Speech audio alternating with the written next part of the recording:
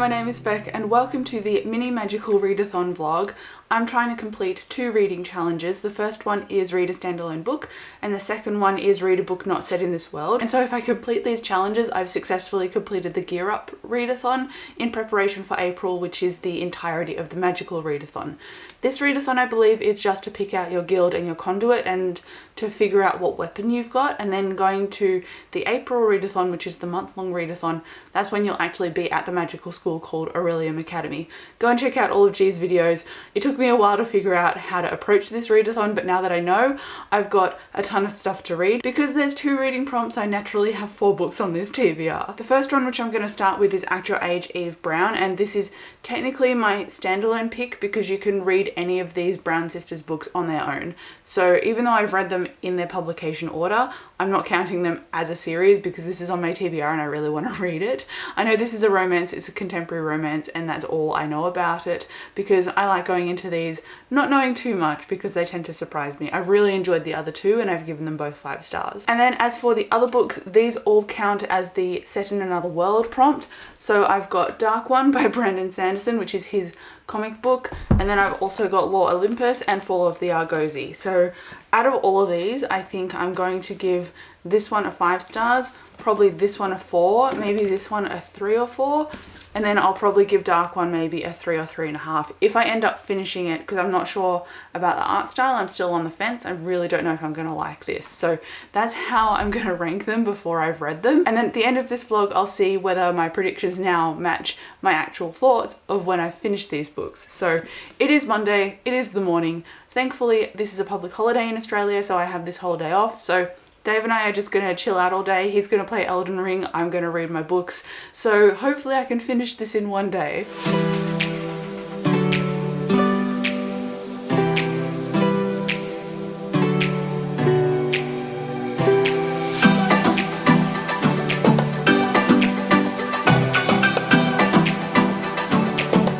It is now Tuesday and I would like to report that even though I didn't update you again yesterday, I ended up finishing Act Your Age, Eve Brown, which I really enjoyed. I think out of the trilogy of books, since technically I finished this for the reader standalone prompt, Chloe Brown was my favourite, but this is still a 5 stars. I loved it.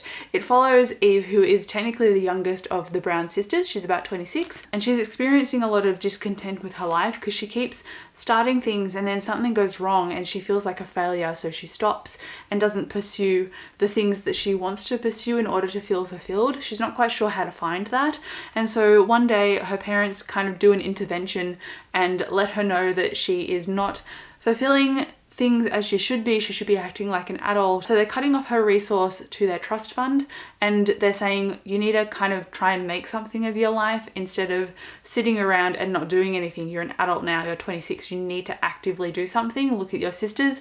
They're doing something with their lives. So it was a wake-up call for her. She got quite upset and she left the house. And while she left the house, she drove far away and she stumbled on this little Airbnb in the next county over.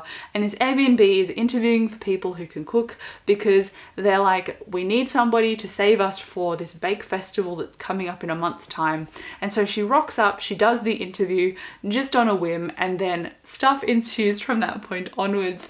And I really enjoyed the dynamic between her and the love interest. I think it was very well done. Again, you get her perspective and his, so it's really cool to see from both angles of the relationship or the budding relationship what's happening, what's going on inside their head and how they interact with each other and how they think about the same situation from a different dynamic. I think it was really interestingly told. Again, like the other books that Talia Hibbert has written, I really enjoyed them. So this is just a contemporary romance that I really adored. And like the other books, I also read this very quickly and I definitely finished it in a day, which I am very proud of myself for doing. I'm not really sure what I want to read next, but Argosi is jumping out at me, so maybe I'll read this because this is for the prompt of Not Set in This World, and I hope that the writing style stays true for Sebastian de Castell because he tends to really get into the head of his characters and he really tends to pull the voice from them and extrapolate it in a way that we can really sink into the writing style, and it took a little bit of time to do that in the first book because we were just getting used to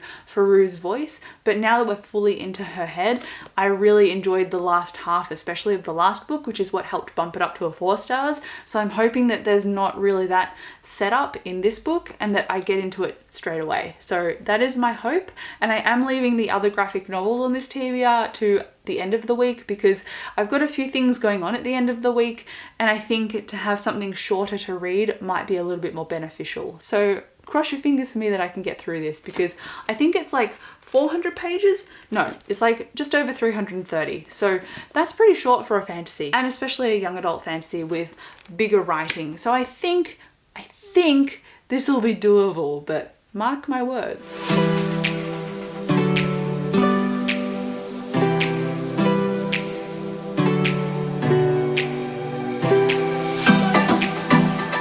Hi, it's Saturday. I haven't updated anything because things have been completely mental this week and I have been so exhausted. We've had different families staying over. There's been a 7-month-old baby and a puppy here. We've also had a birthday during the week, and I start work during the week at 7 o'clock in the morning.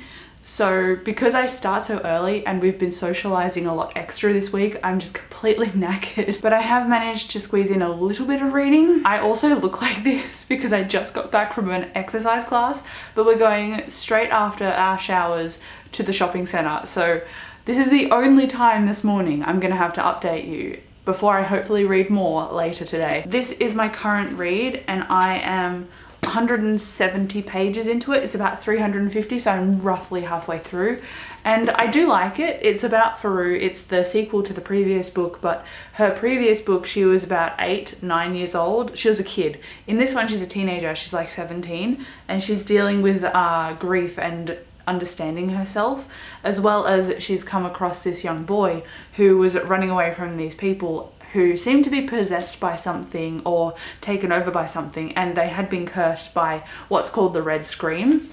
And the Red Scream makes them kind of behave like zombies and they entirely lose their humanity.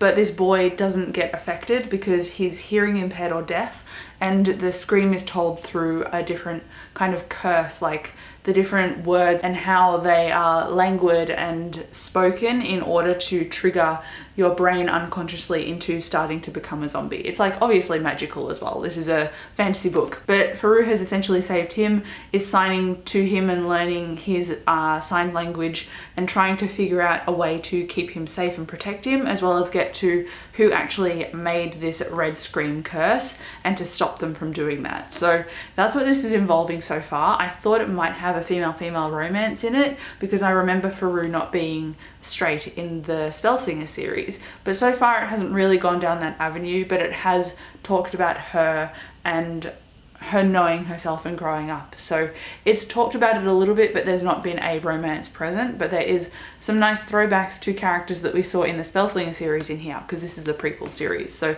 I'm liking it, but I thought it would be, you know, amazing and incredible. The first 4 pages were amazing and they absolutely just took my breath away, but after that it's kind of mellowed, and that's not a bad thing. I've enjoyed it, but I wish that it was a little bit more involved. It seems to be doing similar things with how it sets Faru up in here to the way that it set up different things for Kellen in Spellslinger. So I think maybe because I've read a lot of his work now, I can kind of see the pattern, but maybe that's because it's this series and he's setting it up in a particular way for a particular reason, and maybe trying to mimic what he's done before, but I'm not sure. So we'll see how this ends, because the last half of the first book is when I changed my tune completely and I was like, yeah, I enjoy this, no way, I love this book. So maybe that'll do this as well. And I've also started an audiobook, and it is a reread for me, but I'm reading Red Rising again, and I forgot how much I adore the narrator of that audiobook. It's incredible, I love it. I'm like less than 10% into it, I've only just started it,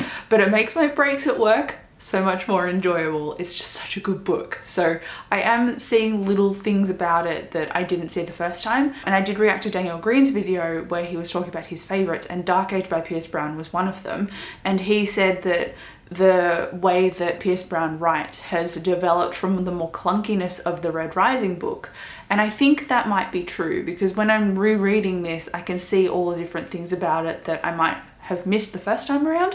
So it'll be interesting to see what I think when I finished it, but I love this series and I remember it being such an action-packed, fast-paced sci-fi, And it's surely that at the moment. Things are still not quite taking off because I'm still very early into it, but I'm seeing all of the foreshadowing and stuff, which is pretty cool. So I'm looking forward to reading that and getting to Golden Sun and Morning Star because they were so good. So I'm really enjoying myself and I'm enjoying this. And maybe I can get to the graphic novels, but I don't have high hopes. I'll try and see how I go with Lord Olympus, but at the moment I'm just aiming to finish this one. And now I need to actually go and shower so I don't look like an egg anymore.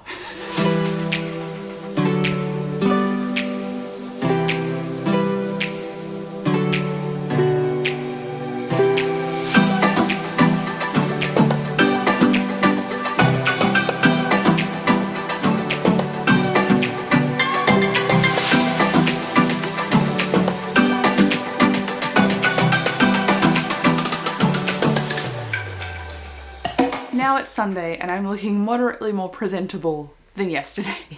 And I also want to report that I finished Fall of the Argosi like I hoped I would, but I only gave it a 3.5 stars, which is still a rating that I really enjoyed, but I thought it would be a 4. I think I predicted it would be at least a 4 in my first clip, but it's not. It's a 3.5.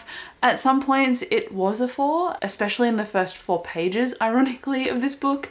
It just started out so incredibly, but the books that I've read by this author before, he tends to be able to spike my emotional responses, and for this one they kind of just coasted the whole way, and I was responding to the work but I didn't get super duper emotional or invested, and at some points I found that I was skimming a little bit. So I really respect and like and enjoy the way that this was set up in terms of the world building, the characterization, the themes and the deeper meanings and stuff, and how all of those things interwove in ways that would surprise you. But I don't know what it was, maybe my personal enjoyment factor.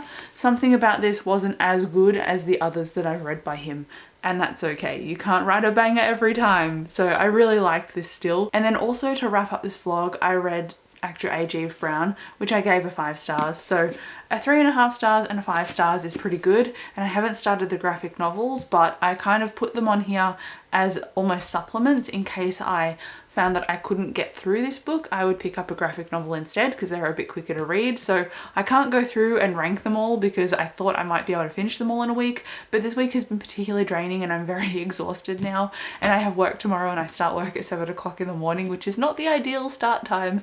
So I think during the week I'm just going to be quite tired, but I've still got those on my TBR. Maybe I can put them on the actual magical readathon during April, but again, the prompts haven't come out, so I don't really know what I'm working with. But as far as this little gear up readathon is concerned, I have passed with flying colours because you only needed to read 2 books for it. So I think one was Read a Book Not Set in This World, which was the Argosi book, and then the other one was Read a Standalone, which was this one. So I've successfully completed the Gear Up Magical Readathon. I have got, I think, my dagger, which is the conduit for my Mindwalker class. So as far as I'm concerned, I've passed, and I'm looking forward to going into the magical readathon and seeing what prompts that has waiting for me. And then next on my TBR, I think I'm going to be picking up The Hero of Ages by Brandon Sanderson, which is a reread for me. I'm wanting to finish that at the last week of March and then jump into my April TBR. So no pressure reading such a massive book in a week, but at least it's a reread. And I also did start an audiobook, Red Rising, which is also a reread coincidentally, and I'm not planning on finishing that by a particular deadline. I'm just rereading it because I'm liking it. But I enjoyed my books. I did the Gear Up Readathon. Thank you so much for watching this video. Come chat to me down below in the comments and I'll see you in my next one. Bye.